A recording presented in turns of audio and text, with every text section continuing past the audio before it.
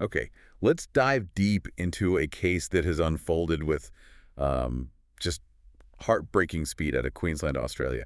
This is the story of 17-year-old Phoebe Bishop, whose disappearance has, well, tragically morphed into an alleged murder investigation. That's right. And the information we're pulling from for this deep dive, it comes from a collection of news articles, social media posts, essentially tracking the latest updates as they are unfolding pretty much in real time. Yeah. It's a case that started as a missing person report and has just tragically escalated, first to murder charges and now a very grim discovery. Our mission today is really to piece together the timeline based on this, like you said, rapidly developing information. We want to understand what the available sources tell us has happened, and maybe just as importantly, highlight the significant mysteries that still surround this tragic situation. Exactly. It really shows how a story like this develops across different platforms, doesn't it?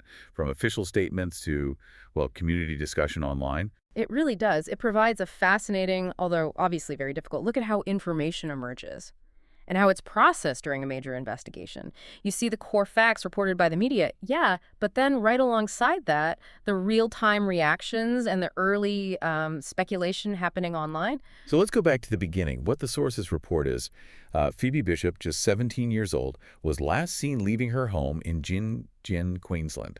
That was on May 15th. Right. Her plan, according to the reports, was to travel to Perth, over in Western Australia, to visit her boyfriend. And a crucial piece of information right from the very start was that she never actually boarded that flight. Police stated quite definitively they were, quote, quite confident she didn't check in for her scheduled, I think it was 8:30 a.m. flight out of Bundaberg Airport that day. Yeah, 8:30. And at the time she was last seen, sources indicate Phoebe was living in Gin with this couple, James Wood, who's 34, and Tonica Bromley, 33. It's a detail that kind of stands out because the sources weren't initially clear on why she was living with them. Right, that's a key question. Some of the discussion we've seen, like on social media, touches on possibilities. Mm-hmm. Maybe estrangement from her mother, or perhaps a more formal carer relationship. Yeah. But the exact dynamic, it isn't really fully established in the early reports. And her boyfriend in Perth, he becomes pretty central to the early reporting, doesn't he? Because he was waiting for her at the airport, Yeah. and she just never arrived.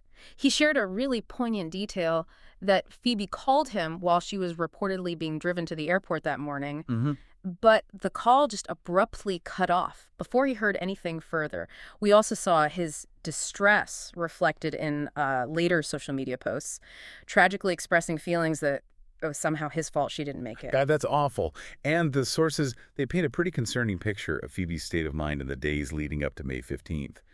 Messages she shared with friends show her saying she had, quote, been better, but was trying to focus on positive things and planned to get out of this fast home for a bit. Her words. Yeah, and even more starkly, messages to her aunt from late April also reported in the sources. Phoebe described her situation as being up screek and needing to get out of this hellhole. Again, her words. Wow. She explicitly told her aunt she planned to fly out and wasn't coming back. These messages, they really underscore that she was, desperate to leave her living situation. Her mother, Kylie Johnson, she was quite vocal in the initial public appeals back when Phoebe was first reported missing. She consistently stated that it was completely out of character for Phoebe to go this long without contacting anyone, emphasizing how unusual her disappearance was, even though some reports and online discussions did touch on potentially complex or, conflicting accounts about their mother-daughter relationship dynamic. Okay, so moving into the initial stages of the police investigation, Wood and Bromley, the couple she lived with, they were questioned early on. Now, this is an interesting point in the timeline because at this stage, the sources indicate they were charged with something completely different. Right, unrelated weapons offenses. Exactly, after police searched their home and their car. Yeah, that really highlights how the case was progressing initially, doesn't it? Police are investigating a missing person. They search the house where she lived and find something else that leads to separate charges.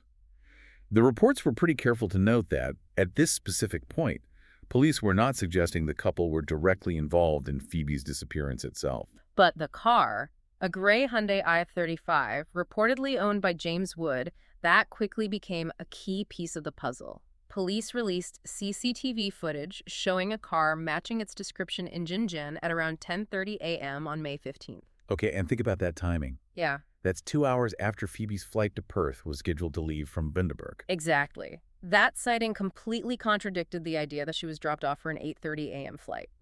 So the car, along with the house in Jinjin, where Phoebe had been living with Wood and Bromley, they were quickly declared crime scenes by the police as the investigation, ramped up. Right. And the search efforts, they were concentrated in the Goodnight Scrub National Park area. Sources detailed pretty extensive searches involving resources like cadaver dogs, water police, drones, the works. Mm-hmm. We learned that items believed to be linked to the investigation were found during these searches and sent off for forensic analysis, though police weren't disclosing specifics at that time. And police made a pretty telling statement early on, didn't they? Indicating they believed key materials may have been moved from the Goodnight Scrub area prior to police arrival. Yeah, that statement, I mean, looking back now, it takes on significant meaning, doesn't it, given what happened later? It certainly points towards the investigative challenges they faced right from the beginning. As for contact with the boyfriend, Queensland police confirmed they had spoken with him. But as of early June, reports indicated officers hadn't yet traveled to WA for a formal, in-person interview. Okay. And then, just heartbreakingly, the case took a major tragic turn. On Thursday, June 5th, the sources reported police confirmed a 34-year-old man and a 33-year-old woman had been charged in connection with Phoebe Bishop's death. And local media outlets pretty quickly identified these individuals as her housemates, James Wood and Tanika Bromley. This marked a massive shift in the official police stance on their involvement, obviously. Phoebe's mother, Kylie Johnson, she shared her devastation on Facebook following the news of the charges, posting that it was, quote, ripping me apart. Just awful. And what's particularly striking, and it really highlights how quickly the story moved, is that according to reports, James Wood had actually given an interview to the Daily Mail just hours before he was arrested. Wow, really? Yeah. In that account, he claimed Phoebe slept through her alarm. They drove her towards the airport, but stopped down the road because she was upset about maybe missing her flight. He then claimed that when they returned to the car after leaving her alone for 5 minutes to calm down, she was just gone. Wow. Okay. And when you put that account next to the details that were already out there, from the sources, the boyfriend's cut-off phone call during that supposed drive, the CCTV placing the car in Jinjin hours after the flight was meant to leave, Yeah. and police being confident she never even got to the airport. Wood's story immediately felt, deeply inconsistent, raised serious red flags. Absolutely. It just didn't align with the known facts at all. It completely unraveled under scrutiny based on the available information. And the tragic developments didn't stop there. On Friday, June 6th, the news sources reported that police confirmed they had found what are believed to be human remains near the Goodnight Scrub National Park area, the same area that had been the focus of those extensive early searches. And it's crucial to state, as the sources do, that these remains are yet to be formally identified. That's a really important point. Yeah. However, devastatingly, Phoebe's family has been notified of this discovery. Yeah. And a crime scene has naturally been declared at the specific location where the remains were found. Forensic examinations are continuing there to hopefully provide that formal identification and gather further evidence. And once again, Phoebe's mother shared the police release about this latest discovery on her Facebook page, echoing her previous pain, writing again that the news was ripping me apart, and referencing the charges being laid just the day before. It's just unimaginable grief. Yeah, absolutely unimaginable. Amidst all this profound sorrow, the sources also mentioned the mother's earlier social media post, where she thanked the community for their support throughout the missing person search. And she announced a candlelit vigil for Sunday, June 8th, asking people to wear bright colors and butterflies in Phoebe's memory. And even with the charges laid and this probable discovery, police are still actively appealing for information. They're specifically asking anyone with details about Phoebe Bishop or, critically, the movements of that gray Hyundai iX35 vehicle between May 15th and May 18th in the greater Jinjin area to come forward.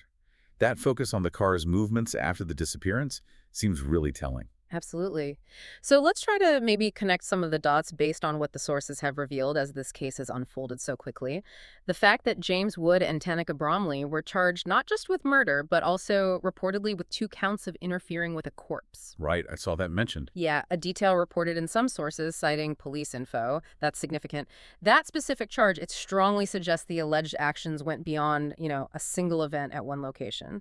Interfering with a corpse and having 2 counts kind of implies the body was moved, moved, potentially from a primary location to a secondary one, and then maybe moved again before being concealed, which aligns with that earlier police statement about materials potentially being moved from Goodnight Scrub before they arrived. That adds a really chilling layer to the timeline, doesn't it? And another disturbing detail that emerged in some of the reporting, particularly discussed in social media threads citing police reports, is that several deceased dogs were reportedly found at the Jin Jin house where Phoebe was living. Oh, wow. Now, the sources don't explicitly link this to the alleged murder, but it's a detail that certainly contributes to the overall grim picture presented of the living environment, and perhaps hints at other issues present in that household. It's just a detail that really stuck out in the sources we reviewed. It certainly paints a complex and a very troubling picture of the circumstances surrounding Phoebe's life there. The community discussion and speculation, reflected in some social media sources, also delves into potential motives. Yeah, what are people saying? Well, there's been debate about whether Phoebe might have known something that put her in danger, if abuse was a factor, or whether the alleged violence could be linked to drug issues. Some sources noted reports of Wood's alleged ice addiction as a potential contributing factor to the environment, or, the events themselves. Right, and you also see speculation online, again, just based on how the story unfolded in the reports, Yeah. about the police's, maybe, strategic approach. Some wondered if police might have initially released Wood after questioning him, potentially knowing he was under surveillance, Okay. which could have maybe led them to crucial evidence or helped confirm those interference charges. It's speculation, obviously, but it shows the community trying to make sense of the sequence of events as reported. It does. And there's also significant discussion in the sources about the broader social context in the Jinjin and Bundaberg areas, touching on the challenges faced by, vulnerable young people in need of stable housing and support, and the prevalence of drug issues in some parts of the community. This tragedy, as reported, sadly seems kind of intertwined with some of these difficult social realities. In the sources, they include differing opinions and discussions surrounding Phoebe's own family situation, too. Right. Right? And the perceived responsibility of the adults in her life. Mm-hmm. It reflects how these complex personal circumstances are often debated publicly in the wake of such a tragedy. People trying to understand how a young person ended up in this situation. And obviously, we're just reporting what was discussed in the sources we looked at, not making any judgment on those very personal dynamics. Absolutely, yeah. It's about presenting the different facets of the story as reported. When you synthesize the timeline from the available sources, what's really striking is how incredibly fast this case progressed. From a missing person report where the housemates were questioned, initially charged with something else, to murder charges being laid against them, and now the probable discovery of her remains, all of that unfolded within about 3 weeks. It demonstrates how quickly a criminal investigation can move when key pieces of the puzzle fall into place, or perhaps when evidence is discovered. But despite the charges and the devastating discovery, significant mysteries absolutely remain. The formal identification of the remains is still pending. That's critical. Crucial, yeah, for the investigation and the family. The exact cause and specific circumstances of her death, the precise sequence of events on or after May 15th, that still needs to be fully determined. And the specific motive for the alleged murder, that's not yet clear from the public sources. That's often something that emerges much later, maybe in court proceedings. The full context of her living situation with Wood and Bromley, why she was there, the true nature of that relationship, that's also still being understood publicly. And didn't the police initially mention there was one big mystery remaining even after the charges were laid? They did hint at that, yeah. Exactly what that mystery specifically entails isn't explicitly detailed in the sources we review, but it adds another layer of uncertainty. Yeah. This entire case is, well, without question, profoundly tragic. It's a young life lost far, far too soon, a community left shaken, and a complex criminal investigation that has unfolded very publicly and very quickly through news reports and community discussion. Looking at the sources we pulled from, it's kind of powerful how the combination works, isn't it? The official police statements reported in the media, traditional news coverage piecing together the facts, and then the real-time community reaction and discussion on social media. It provides this multifaceted view into the story as it develops. Mm-hmm. Following these updates, however difficult they are to hear, I think it helps us understand the painstaking process of investigations. the immense grief inflicted on families and communities, and sadly, how layers of complex social issues can sometimes be tangled up in these cases. Absolutely. And despite the charges being laid and the devastating likely discovery of Phoebe's remains, the full truth of what happened in that hellhole, as she described her living situation, and in those crucial hours around May 15th, it's still emerging. It makes you think, doesn't it? What does the rapid progression of a case like this, where details spread and are discussed across different platforms so quickly, what does that tell us about the challenges inherent in trying to conceal the truth in the digital age? Or perhaps, looking deeper, what does it reveal about the vulnerabilities within communities that might allow such tragedies to occur in the first place? Highlighting young people who desperately need to get out of difficult situations, it's just a stark reminder of the unseen struggles many face.